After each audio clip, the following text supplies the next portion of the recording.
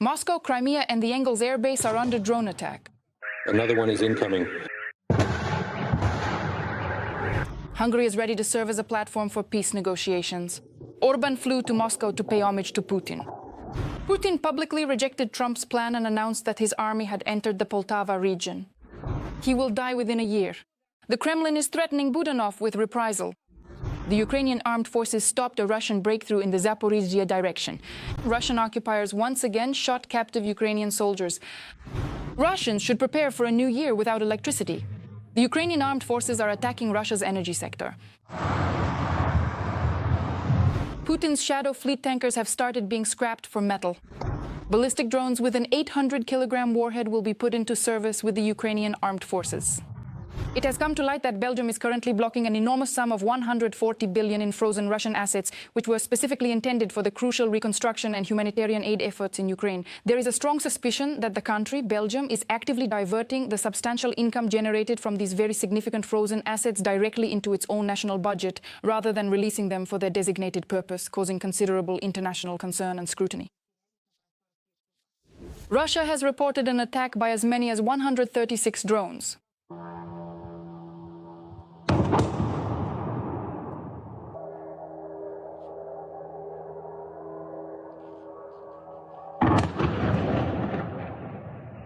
Already in the evening, a map appeared on social media showing the approximate routes of Ukrainian drones that may have been used during the nighttime operation. According to the Russian Ministry of Defense, the drones attacked 7 regions as well as the Moscow region, the Black and Azov Seas, and the occupied Crimea. Locals reported loud noises and smoke in the Saratov region. Telegram channels reported possible strikes in the area of the oil refinery near the Engels airbase, from which Russia launches its strategic bombers.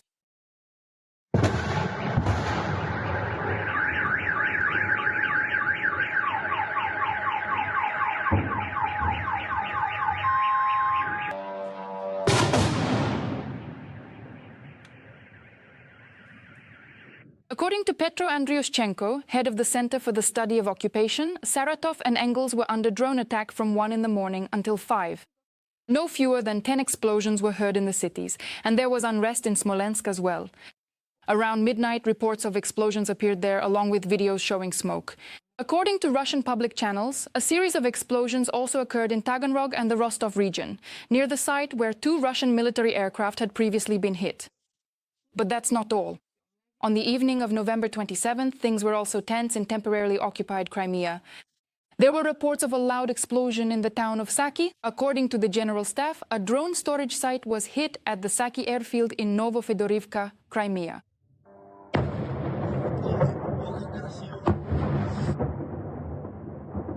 According to preliminary information, several air defense targets were hit at the airfield, specifically Pantsir S-1 and Tor M2 systems. A hangar storing enemy Orion and Forpost drones was destroyed.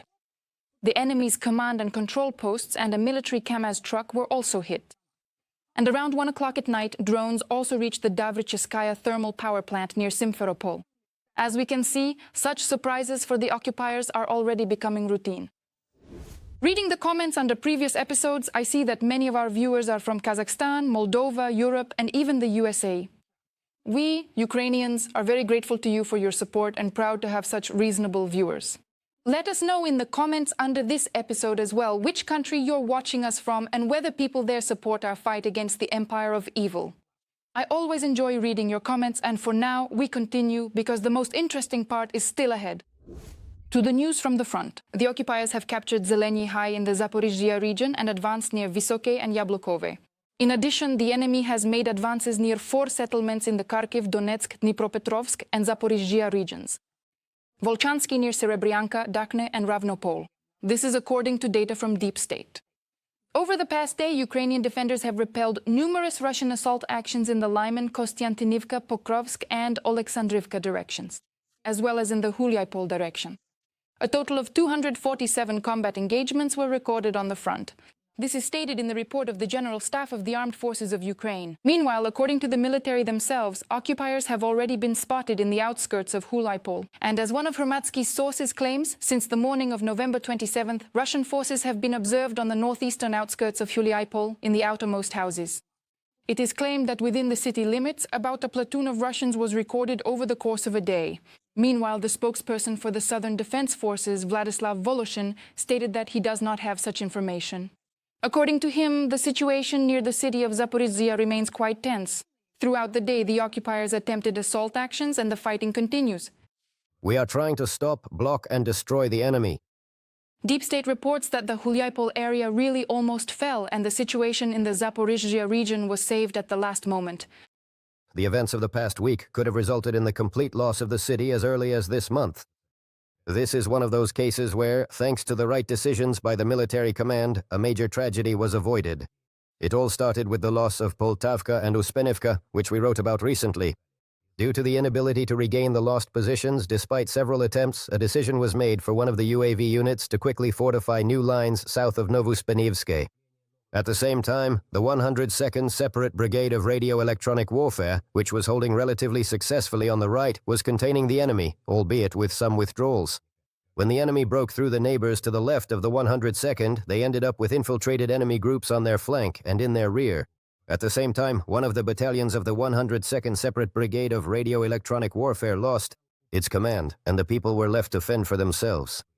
Deep State also claims that the soldiers, not understanding what to do, decided to withdraw as a whole, and almost 2 companies began to leave the area of Zeleny High and Vysoke in groups. Before this, the command, understanding the situation, sent additional forces from the 225th and one of the mechanized brigades, which quickly began to establish a new defensive line directly in front of Hulyapol. Due to the unauthorized withdrawal and chaos, there were incidents of friendly fire. After analyzing the situation, covering groups were deployed to provide support. Unfortunately, yesterday the enemy captured and executed 5 soldiers from such a group to the west of Zeleny High. To illustrate the scale of the chaos, the day before yesterday, a sabotage group captured and executed 4 pilots in the rear, in one of the groves. As of today, thanks to the effective coordination between the command of Operational Command South, the 225th Separate Assault Battalion and other units, it has been possible to stabilize the situation. The chaos in the combat formations has almost completely disappeared. The enemy has significantly slowed down in the direction of Hulyapol itself, and a new defensive line has been established. The Southern Defense Forces report that near Hulyapol they repelled enemy advance, front stabilized, and the 33rd Separate Assault Regiment with Ukrainian Defense Forces units held back the offensive, stabilizing the situation in the Hulyapol direction.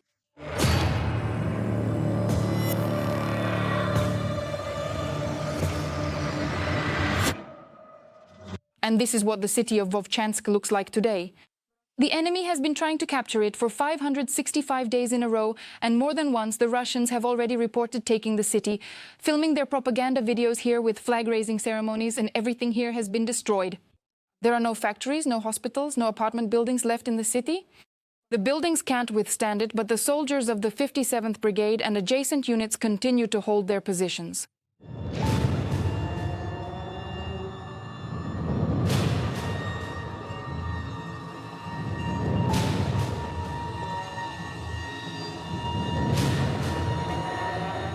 And these shots just break your heart. The soldiers are posting photos of the completely destroyed Kostiantynivka in Donetsk region.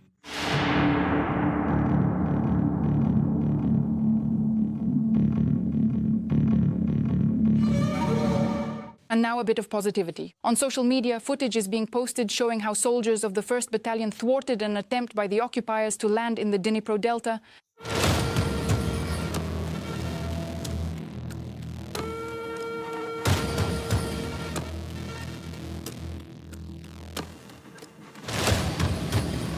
No matter how difficult it gets, our military continues to hold the front and resist the Russian horde, which vastly outnumbers them. And that's why I urge everyone to support the armed forces of Ukraine. And if you can't support them financially, write words of encouragement to them in the comments. In the Pokrovsk district, Russian soldiers first beat a Ukrainian prisoner of war with a rifle butt and then shot him. This was reported by the Donetsk Regional Prosecutor's Office. In November 2025, during an assault on the opposition near the village of Nativka in the Pokrovsk district, representatives of the aggressor state surrounded and captured a serviceman of the Ukrainian Armed Forces. One of the occupiers tied his hands. Another struck him several times on the head with the butt of a rifle. When the unarmed defender stopped responding, he was shot. The prosecutor's office also reported that a pre-trial investigation has already begun. Urgent, comprehensive investigative and search actions are currently being carried out to thoroughly establish all the precise circumstances of this significant incident and to accurately identify the specific individuals who committed this serious crime. Putin stated that Russia is ready to wage war until the last Ukrainian. And those who are attacking Mr. Whitkopf are representatives of another point of view, who want, together with the Ukrainian establishment, to steal money and continue the fighting until the last Ukrainian. I have already said publicly that, in principle, we are ready for this. Among Putin's numerous statements was the now familiar attempt to legally confirm the status of the occupied Ukrainian territories as Russian.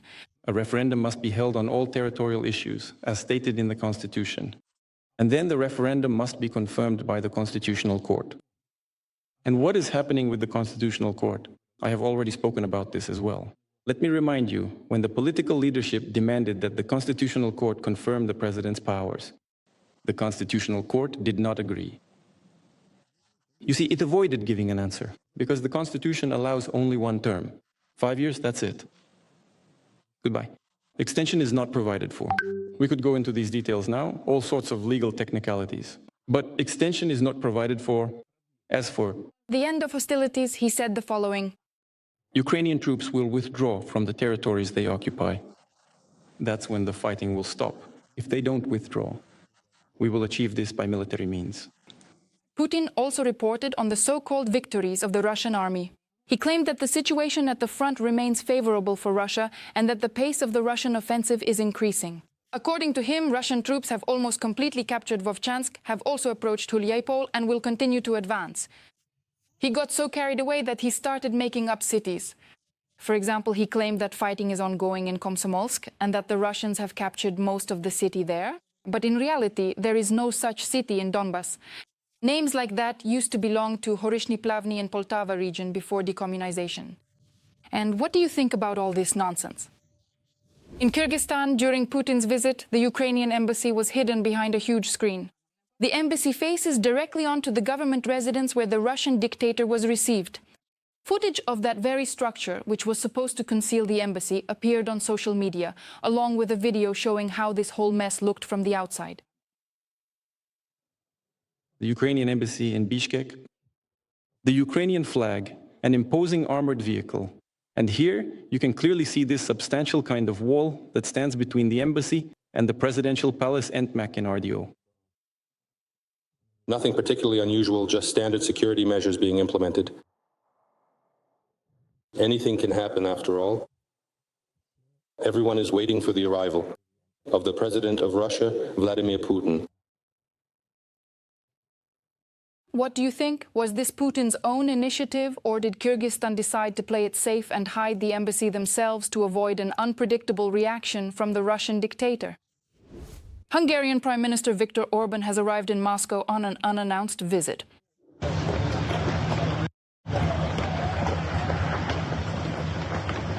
Earlier, journalists from the publication Whitkopf reported on Orbán's visit to Moscow.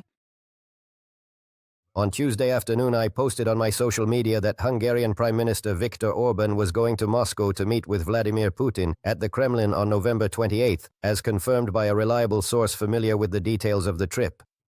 The journalists also write that Hungary's partners in NATO and the EU, according to several diplomatic sources, were not informed about Orbán's visit.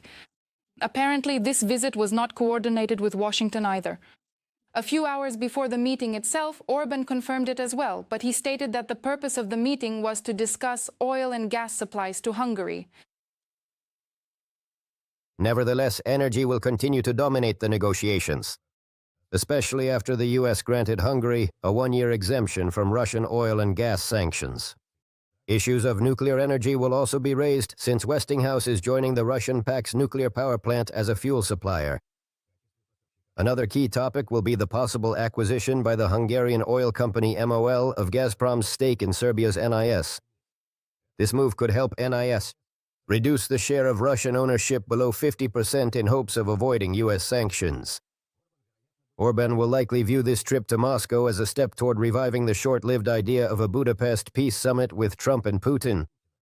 Whereas in the very first minutes of this meeting, Orbán brought up Ukraine and complained about the consequences of the war for Hungary. Christina is Hungary's neighbor. That's why Hungary fully feels the impact of the Ukrainian conflict on itself, including suffering significant economic losses. Civil activities are blocking economic development in Europe and in our country, because economic interactions are being blocked by military actions. This is true both for Europe and for us. The Hungarian Prime Minister also once again offered Hungary as a platform for peace negotiations to the Russian dictator. I will also say what I told you at our previous meeting. Hungary is interested in peace.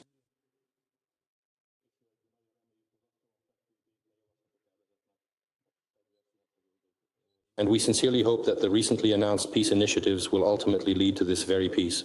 Today we are meeting with the President, which gives me the opportunity to confirm that Russia is ready to serve in a state of immortality. Our meeting today gives me the opportunity to confirm, Mr. President, that Hungary is ready to provide a platform for such negotiations.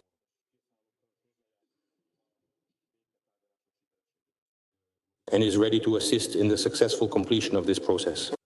Meanwhile, Putin said he would be glad to use Budapest as the venue for his talks with US President Donald Trump. In short, yet another meeting between Orbán and Putin in the style of the pot calling the kettle black. New Ukrainian ballistic weapons from Firepoint, the FP7 and FP9 missiles.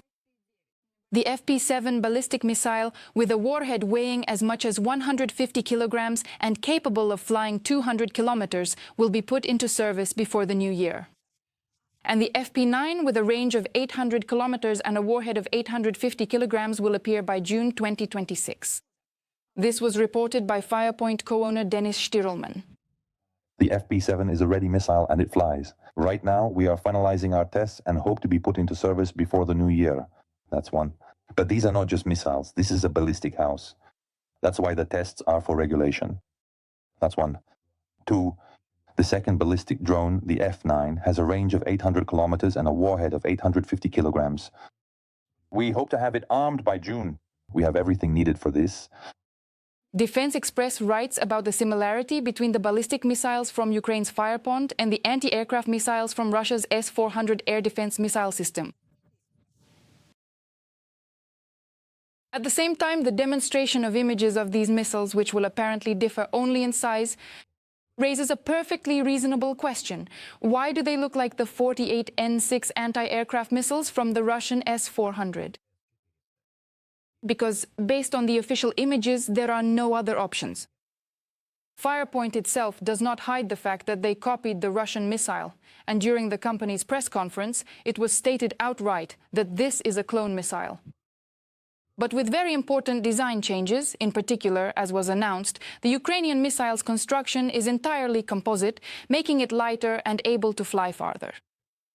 At the same time, copying enemy solutions is actually a significant time saver for all the necessary calculations and development.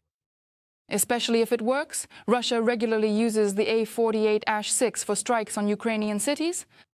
Moreover, all the flight control and guidance equipment in the ballistic FP7 will be different. Therefore, it is obvious that we are talking about copying only the aerodynamic solutions and the basic control scheme. Well, what can I say? The news about the new Ukrainian ballistic weapon is definitely excellent. First, the peace treaty must be signed, and only then security guarantees. Trump has issued an ultimatum to Kyiv, and meanwhile, dark clouds are gathering over the American president himself due to the scandal involving intercepted conversations between Whitkopf and Ushakov. What is happening around the peace treaty right now? Let's watch. In the corruption scandal that erupted in Ukraine, known as Mindichgate, U.S. Vice President J.D. Vance saw a window of opportunity. This was reported by The Atlantic.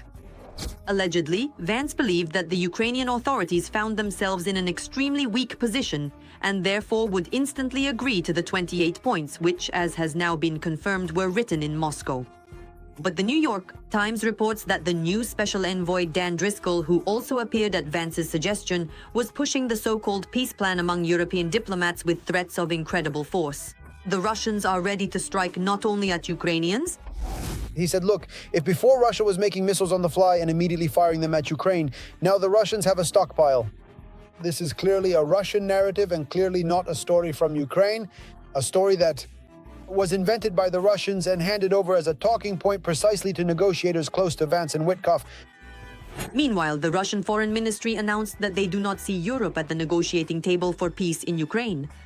And Putin, in his usual manner, explained when the hostilities would end.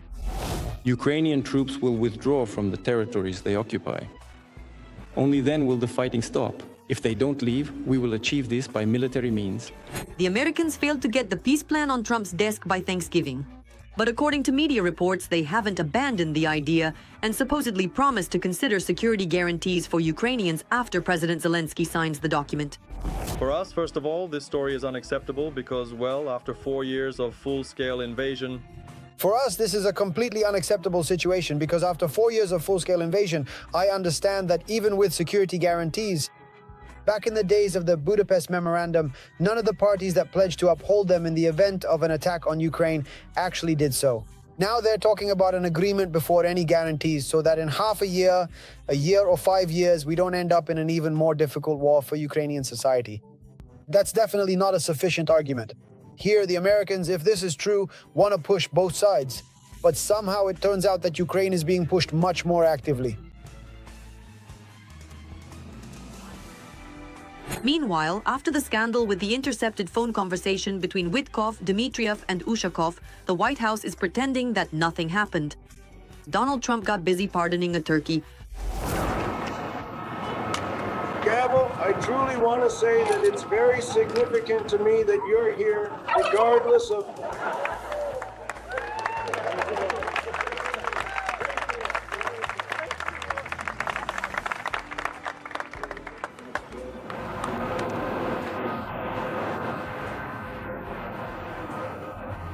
Great. Thank you very much.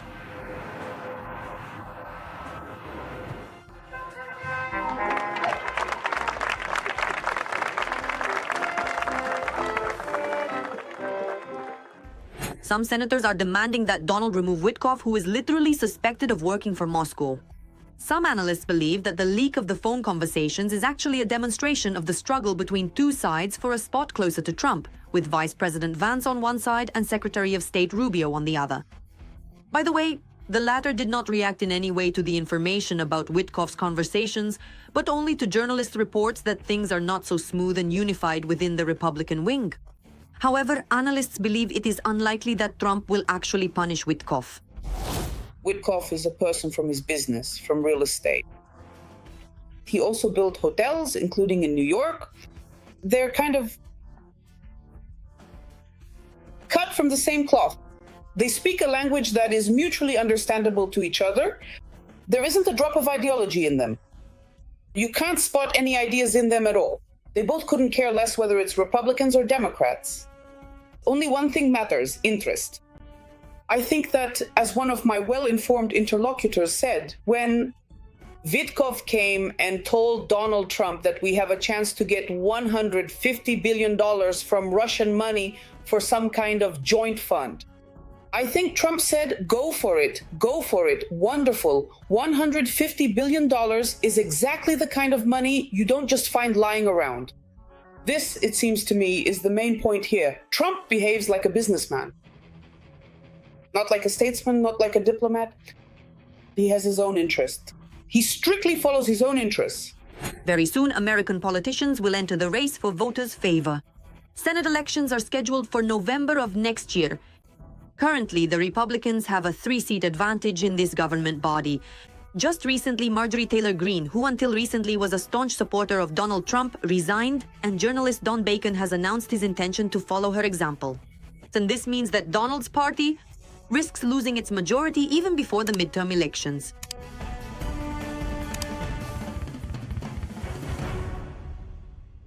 Every voice matters. Join our community, support independent journalism, and help us bring you the truth from Ukraine. Become a member of Ukraine today. Join us now. It had never happened before, and now here we go again. Or how Belarus is helping Russia in the war against Ukraine while doing a very poor job of hiding it. At the Dubai Air Show, for example, a company called Istim Solutions, presented as a Belarusian Emirati firm, is showcasing a new, inexpensive cruise missile. Officially, this is an attempt to tap into the trend for mass-produced, low-cost strike weapons. But in practice, the project looks like a convenient scheme through which Belarus can covertly transfer new solutions to Russia for strikes against Ukraine. The range that this missile can reach is 500 to 1,000 kilometers. At the same time, the warhead, depending on the range, is between 25 and 50 kilograms. In other words, this is an attempt to fit into the trend for cheap cruise missiles. The development of such missiles is now gaining popularity in the West, especially in the United States, where they are looking for truly inexpensive ways to strike targets at significant distances. It must be admitted that the greatest suspicion is raised by the manufacturer. The company's official website is not working, their LinkedIn profiles are practically empty, and Russian sources refer to the company as a new firm of specialists from the Republic of Belarus and the United Arab Emirates.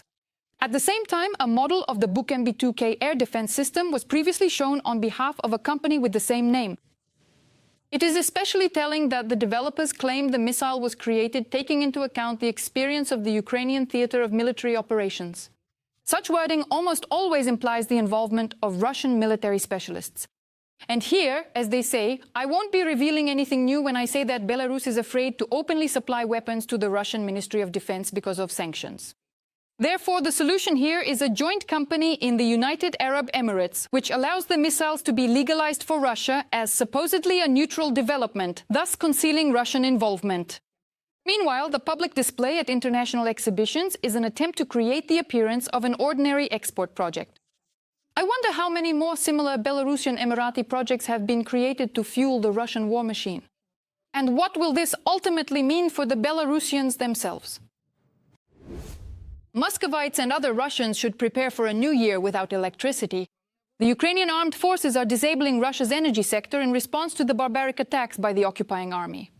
The likelihood of prolonged blackouts in Russia is growing every day at a geometric rate. The Ukrainian armed forces are significantly increasing both the number and effectiveness of strikes on Russian heating and power generation facilities.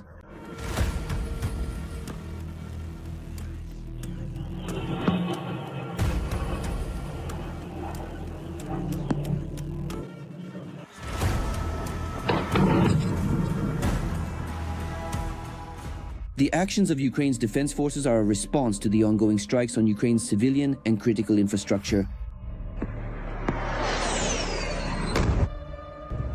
In order to somehow bring this war to a stalemate, to shift it, we need to learn not only to repel enemy attacks on the front line, but also to suppress their logistics and their air force. That's why it became necessary, and I'm not even mentioning the need to strike at enterprises of Russia's military-industrial complex and its energy system. By trying to leave Ukrainians without electricity, the Russian dictator is condemning millions of Russians to a dark and cold winter.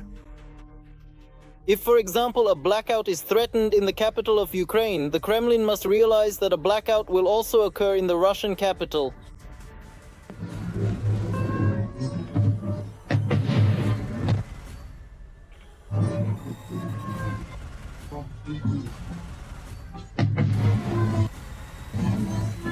This is Belgorod.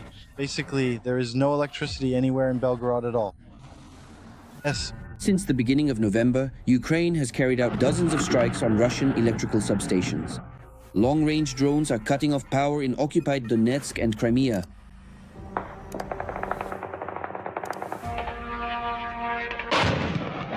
Basically, charge your phones. Looks like they've decided to cut off our electricity everywhere.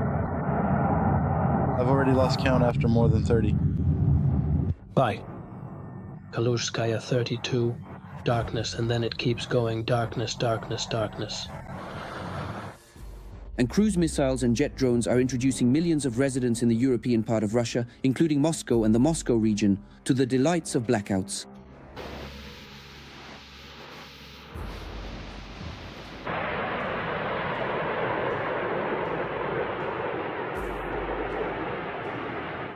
In addition to Ukrainian weapons, we must not forget about the supply of Western arms, which Ukraine has also recently begun using to strike Russian territory. The corresponding approval has been obtained. Therefore, we can say that the territories of the Rostov, Kursk, Belgorod, and Afrin regions are within the strike zone. Of Western strike systems, I want to emphasize again attacks with Scalp, Storm Shadow, only accordingly the modernized version of the S-200 surface-to-air missile system. Before the onset of winter, Ukraine possesses a wide range of powerful long-range weaponry. Bark, Pekla, Polyanitsia, and FP-1 rocket drones, as well as Flamingo and long Neptune cruise missiles, can reach the largest Russian cities, including heating and power supply facilities in Moscow and St. Petersburg. Taking into account the climatic features of the Russian Federation, and considering the tactical and technical characteristics of the Ukrainian side's strike capabilities, the Russian Federation is facing a harsh winter, both literally and figuratively. First and foremost, this concerns thermal power plants and other production facilities that sustain the life of major Russian cities.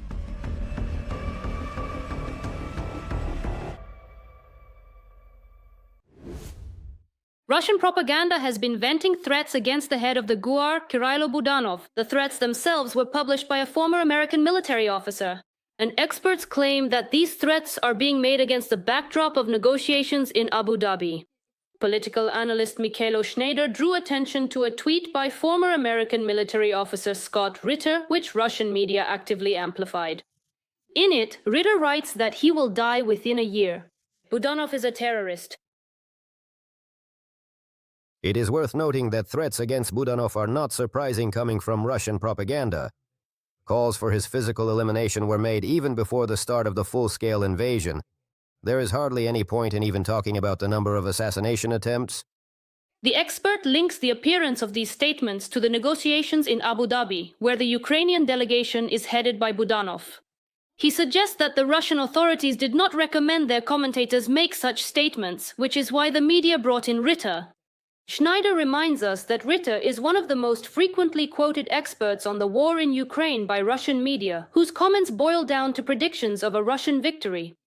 In his opinion, the ultimate motives behind this information wave are unknown, but it is connected to Budanov's participation in the negotiations. Tankers from Putin's shadow fleet have started being scrapped for metal. More and more old tankers, which Russia assembled to export oil bypassing Western sanctions, have been worn out. Putin is in the red by many billions. I really doubt I can add anything new or significant here at this point. Russia's shadow fleet has entered a phase of mass decommissioning. Aging tankers are being forced to sell at a discount and in the shadows. More and more old Russian tankers are reaching the end of their service life and need to be scrapped. As a result, floating scrap metal turns into real scrap, undermining the capabilities of the shadow fleet, forcing them to sell sanctioned vessels at a discount and look for ways to offset the losses. The moment when Russian oil and liquefied gas are sold to end consumers is being very strictly monitored by the American side. In addition, the American side has stated that if the Russian Federation does not agree to the agricultural negotiation table, they will impose secondary sanctions against the end consumers of Russian energy resources. This is a very serious blow to the Russian economy. The average age of ships in the shadow fleet is 20 years. At the same time, 60% of the vessels are that age or older. At the moment, the Russian side is forced to admit that the expenditure side of the Russian budget has increased by almost 3.5% of GDP. And this is evidence that there is practically no money left in the treasury of the Russian Federation. Accordingly, the ability to replenish funds through the shadow fleet's operations is reduced to a minimum. This month, dismantling began in a Turkish port of the tanker Eagle S, which became known after an incident in the Gulf of Finland.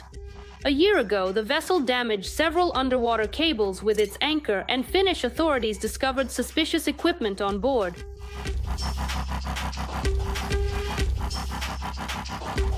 The Russian Federation is forced to sell oil at a 40% discount. This profoundly significant fact means that even ordinary, everyday end consumers fully understand the inherent and substantial risks associated with the very real potential for severe and impactful sanctions from their American partners and allies. And the subsequent and further actions undertaken by the Russian Federation, specifically their decision to significantly lower the price of crude oil, clearly indicate that they are essentially being compelled to drastically dump prices in the global market in a desperate attempt to retain at least a certain, albeit reduced, number of their traditional consumers of Russian energy resources. Many ships in the Shadow Fleet have already exceeded their service life, so these rusty tubs won't last long before they have to be decommissioned. In 2024, 409 ships were officially scrapped. The number of decommissioned ships will continue to increase. This pressure is also being exerted on other countries that provide their flags to Russian ships. It should also be noted that EU countries have imposed additional sanctions against the so-called Shadow Fleet of the Russian Federation, minimizing the opportunities to use this loophole to replenish the Russian budget.